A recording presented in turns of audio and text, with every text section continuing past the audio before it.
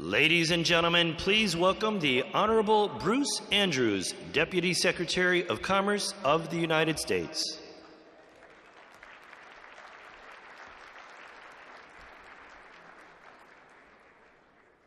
Good morning, and welcome to Day 2 of the SelectUSA Summit.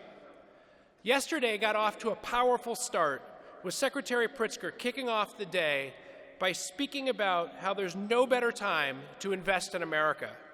We heard from President Obama, who told us about new ways the administration will build on the summit's momentum by expanding and improving our services to international investors.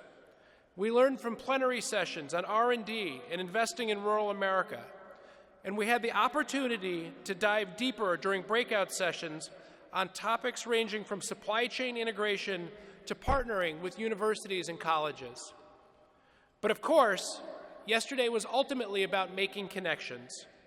I had the opportunity to walk the trade show floor yesterday afternoon, and I was blown away by the energy in the room and the sheer number of conversations taking place. I strongly encourage you to visit the exhibit hall if you haven't done so already. We have representatives from economic development organizations from 44 states and Puerto Rico, and it's a great opportunity to share ideas and learn more about investment opportunities from every corner of the United States. Today is about building on yesterday's progress by facilitating more matchmaking, sharing more information, and providing you with the practical tools you need to get deals done. Today's sessions are focused on advanced manufacturing, a skilled workforce, and infrastructure investment, three of the most important factors for companies looking to invest in the United States. We will also hear from Secretary of State John Kerry at the end of the day about the role foreign direct investment can play in fostering diplomatic relations.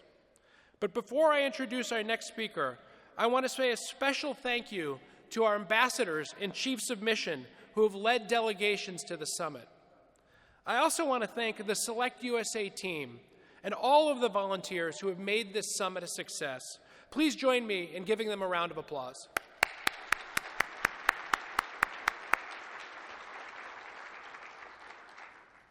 I am honored to introduce this morning's keynote speaker, Treasury Secretary Jack Lew.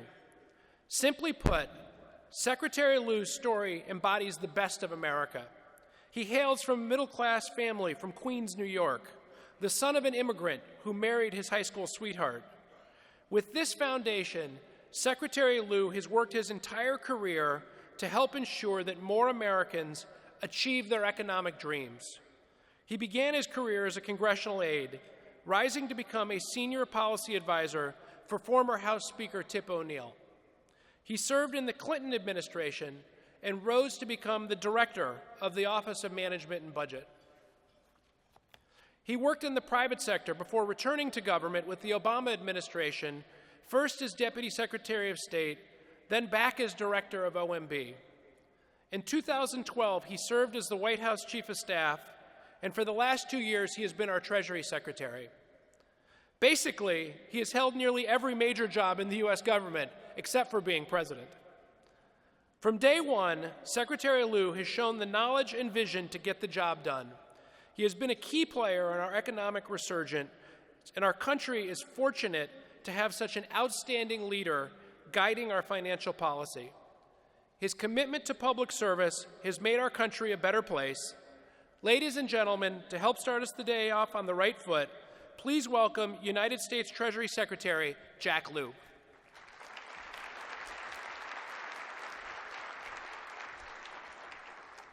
Thank you, sir, very much, Bruce, for that very kind introduction. And I'd like to thank Secretary Pritzker and the entire Commerce Department team for putting together this year's SelectUSA Summit.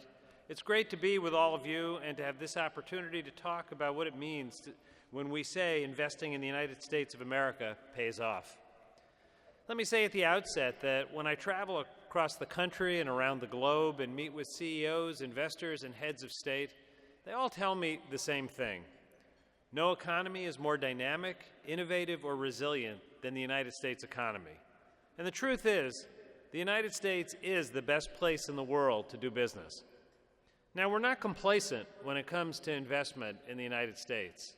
We know the international economy has become more interconnected than ever before, and globalization and technology have made our world much smaller. When deciding where to direct their energy and resources, companies and investors have nearly unlimited options. That's why, since the day he came into office, the President has made it clear that in the race for the future, America cannot afford to run the risk of falling behind. And since that day, he's made increasing America's competitiveness a core component of his economic strategy. Of course, back then, 6 years ago, our nation was in the grips of the worst recession of our lifetimes. Our economy was shrinking at its fastest pace in 50 years. Our businesses were shedding more than 800,000 jobs a month. Banks were frozen. The auto industry was on the brink of collapse. Home foreclosures were mounting, and the deficit was on a course to reach its highest point since World War II. President Obama had to steer our country out of one of the darkest periods in our nation's history. The course he charted was bold and decisive. And importantly, his response went beyond recovering from the crisis.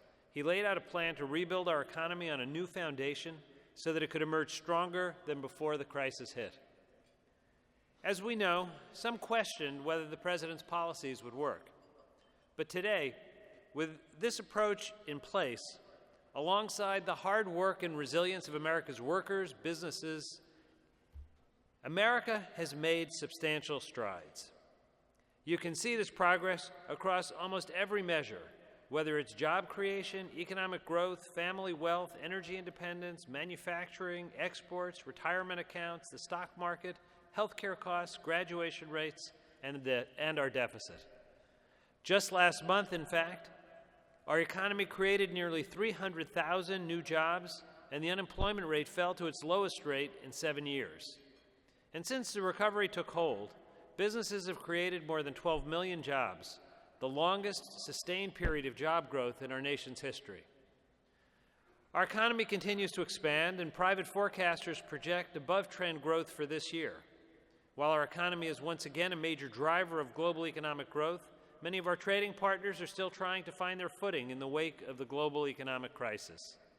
At the same time, the Affordable Care Act is the law of the land, and more than 16 million Americans have gained health insurance, amounting to the largest reduction in the uninsured in more than 4 decades. We recently marked the official end of the auto industry rescue, with taxpayers recovering more money than was invested, even as the automobile industry has continued its resurgence. And finally, our budget deficits, which have fallen by almost 3/4, are forecast to decline even further in the coming years.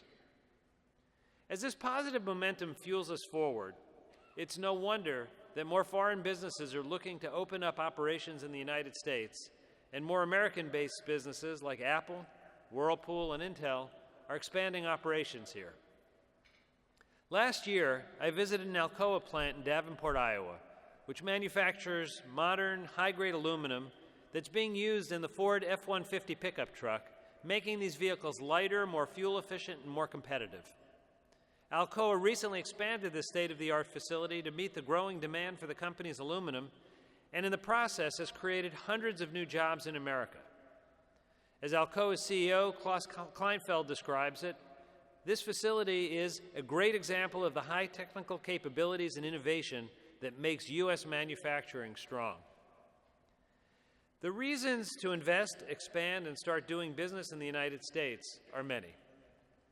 Our workers can compete with anybody. No nation has workers who are more skilled, creative, and productive as the United States. Our colleges, universities, and research institutions are second to none.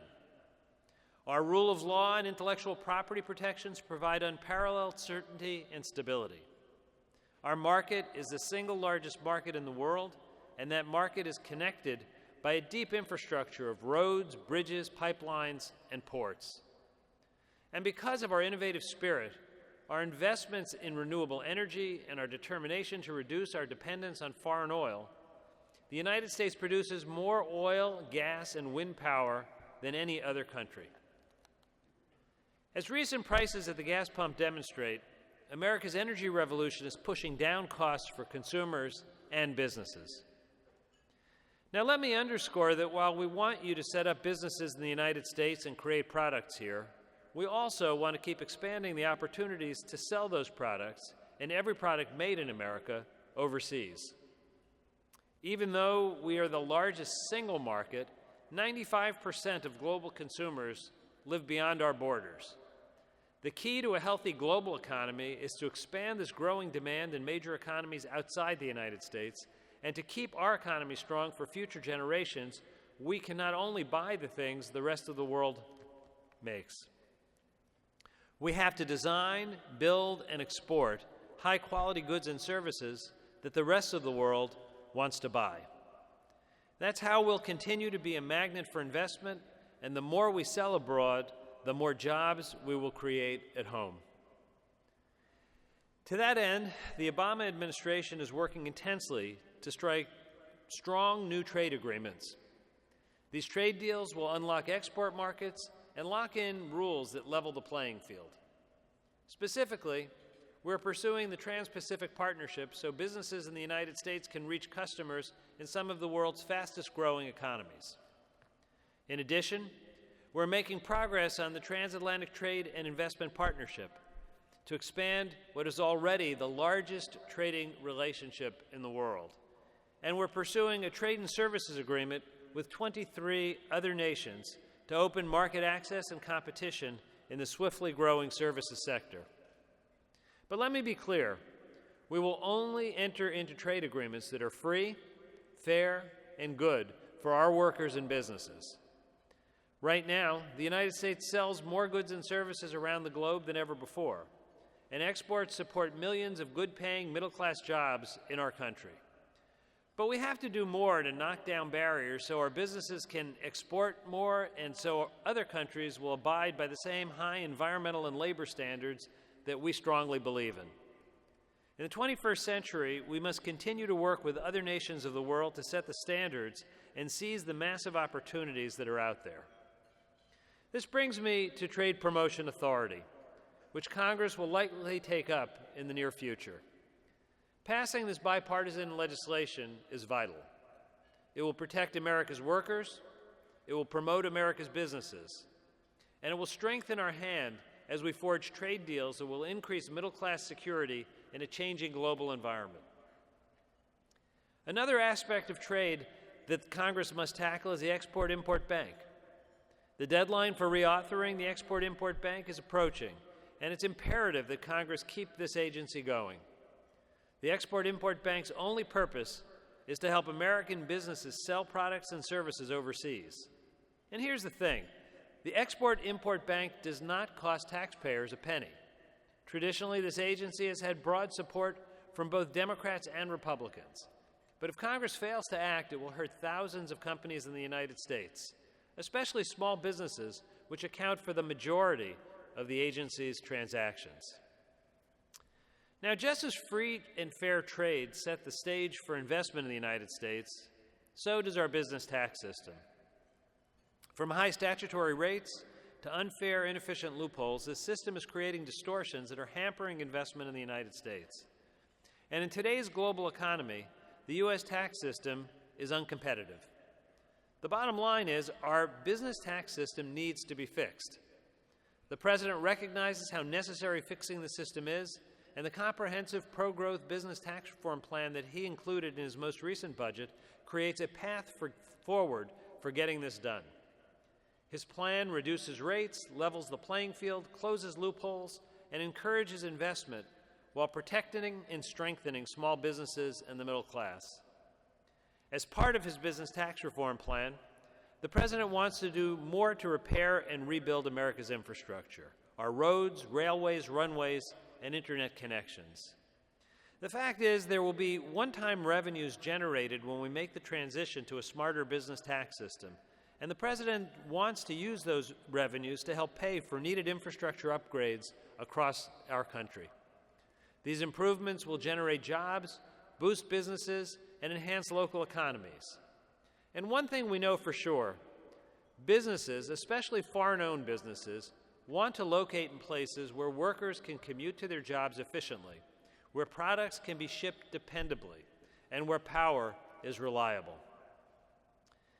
For the last 6 years, the President has made fixing our nation's highways, bridges, tunnels, and ports a national priority. And because he has focused on this, we've made significant progress in recent years to modernize our infrastructure and reverse the damage from years of neglect. Still, we have to continue pressing ahead on a strong infrastructure agenda. As I saw a few days ago in Miami, a 21st century economy has to have 21st century infrastructure. The Port in Miami recognizes this fact and is undergoing a transformation. As part of this overhaul, the on-dock rail facility that links shipping vessels to the national rail system has been renovated. And that means products going in and out of Miami will move much faster. These recent upgrades have taken place in the Port of Miami. As these recent upgrades have taken place, the Port of Miami is gearing up to handle the expansion of the Panama Canal and the larger ships and greater cargo that will soon be coming through its port. The port exports more goods than it imports, and the expansion alone will support 20,000 jobs in the Miami area. The port is already the second largest source of economic growth in the metropolitan region. Of course, Miami is an international city, drawing visitors, businesses, and investment from all over the world. And what's going on in Miami is the quintessential American story. Our nation does not stand still. Our nation does not accept the status quo. We keep moving, we keep innovating, we keep rising to meet any new challenge, and we keep fighting to give others the chance to get ahead. That's why we're the land of opportunity, and it's why investing in the United States pays off. In closing, I want to echo something that you've already heard and you will continue to hear throughout this summit. The United States of America is open for business, and we look forward to working with you so together we can build a better, stronger, and more vibrant economic future for everyone. Thank you very much.